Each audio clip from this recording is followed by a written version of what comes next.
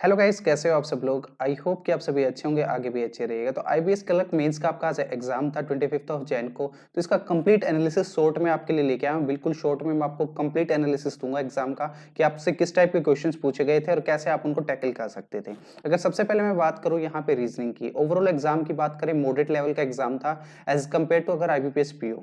PO का level आपको already पता है कि थोड़ा सा हाई रहता है as compare to clerical, but जो क्वेश्चंस थे वो यहाँ पे नंबर ऑफ अटेम्प्ट से वो अच्छे खासे इंक्रीज हुए हैं as compare to IBPS PO. अगर रीजनिंग सेक्शन की बात करते हैं यहाँ पे पजल के, जो आपका एक कंप्लीट आपको पता है कि प्री हो चाहे मेंस हो, तो रीजनिंग में ऑलमोस्ट काफी जो पोर्शन रहता है और पजल एंड सिटिंग अरेंजमेंट से रहता है। तो अब के बाद जो 23 से 24 क्वेश्चंस के अप्रोक्सीमेटली आपके पजल एंड सिटिंग अरेंजमेंट से पूछे गए थे। इसमें हेक्सागोन है 12% बेस्ड आपसे पूछा गया था, जिसमें डायरेक्शन को मिक्स करके आपसे क्वेश्चंस पूछे गए थे। इसके अलावा लीनियर सिटिंग अरेंजमेंट का था, जिसमें 6% दे रखे थे, नॉर्थ फेसिंग्स थे और एक वेरिएबल इसके साथ आपको दे रखा था। इसके अलावा 13% थे, दो रोज में थे, इस तरीके से भी आपको एक दे रखा था।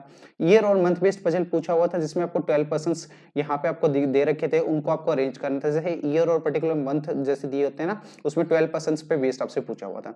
जो एक सिलेक्शन बेस्ड था, जिसमें 9% थे, 3 अलग अलग एरियाज आपको दे रखा था। तो ये काफी ईजी रहते हैं, ये डुएबल था। सिलेक्शन बेस्ड हो, ईयर मंथ हो या 13 हो या ये हेक्सागोन की अगर आपने थोड़ी अच्छे से प्रैक्टिस की होगी तो कर सकते थे। बाकी के चार ईजी थे एज कम्पेयर टू अगर मैं बात करूं आईबीपीएस पीओ मेंस की।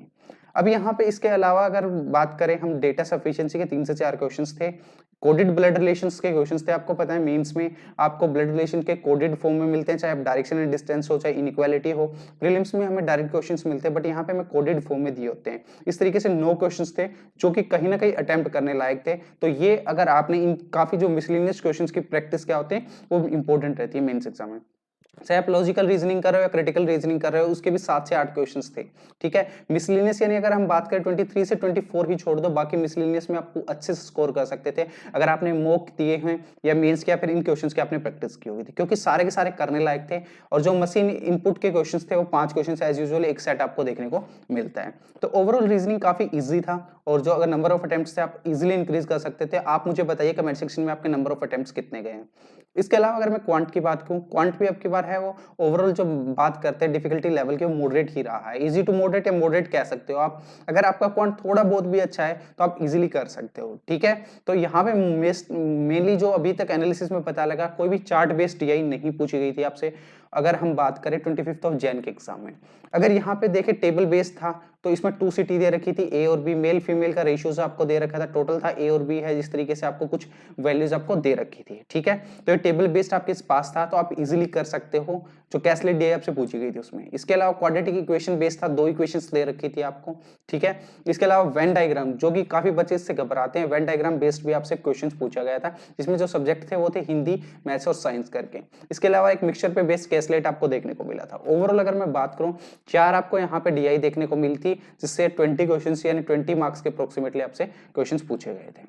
इसके अलावा अप्रोक्सीमेशन के 5 क्वेश्चन थे, जो कि फ्री के मार्क्स हैं। एज यूजुअल आपको पता है कि अप्रोक्सीमेशन और सिंप्लीफिकेशन हो या क्वाड्रेटिक इक्वेशंस हो या नंबर सीरीज, ये काफी इजी क्वेश्चंस रहते थे। क्वांटिटी बेस्ड क्वेश्चंस थे, आपको 4 क्वेश्चन थे। जैसे क्वांटिटी 1 और 2 देते हैं ना आपको, पहले 1 की वैल्यू निकालो, फिर 2 के, फिर इन दोनों को कंपैरिजन करना होता है। तो इस तरीके के आपसे 4 क्वेश्चन पूछे गए थे। क्वाड्रेटिक इक्वेशन के 4 से 5 क्वेश्चन आपसे पूछे गए थे, जो इजी थे।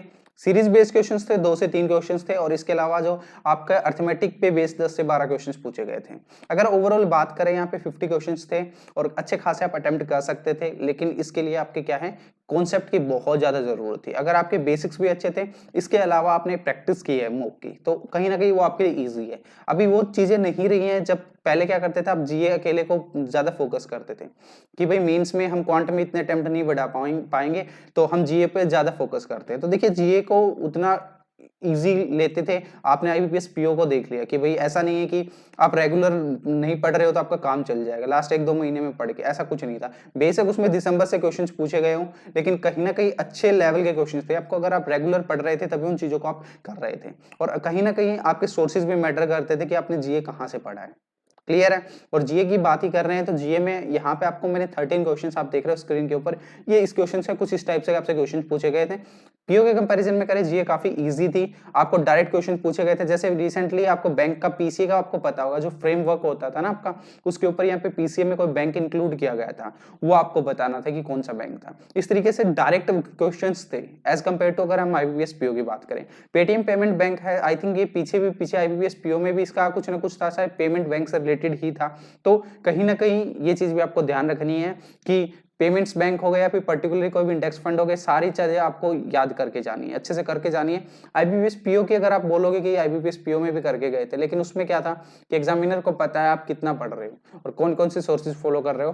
तो जो स्टूडेंट्स रेगुलर पढ़ रहा था वो अच्छे अटेम्प्ट्स करके आया, ऐसा नहीं है कि 40 के 40 कोई बना के आया, नहीं, एक अच्छा अटेम्प्ट करके आए हैं, इसीलिए आपको रेगुलर तो फॉलो करना पड़ेगा। इसके अलावा बाकी सब्जेक्ट हैं, जैसे आपका क्वांट हो गया, रीजनिंग तो ऑलमोस्ट काफी स्टूडेंट्स की स्ट्रॉन्ग है, क्वांट को छोड़ दें तो, क्योंकि उनको ये लगता है कि क्वांट्स में इतने अटेम्प्ट नहीं हो पाएंगे, ऐसा नहीं है। अगर आप थोड़ा सा एक बार चीजों को समझोगे, जैसे आप रीजनिंग है वैसे ही आपका क्वांट है, बस आपको देखने में ही ये चीजें लगता है कि भाई क्वांट में ज्यादा ही कुछ है, ज्यादा ही कॉन्सेप्ट की जरूरत पड़ती है, पढ़ने के बाद भी चीजें नहीं हो पाती, ऐसा कुछ नहीं है।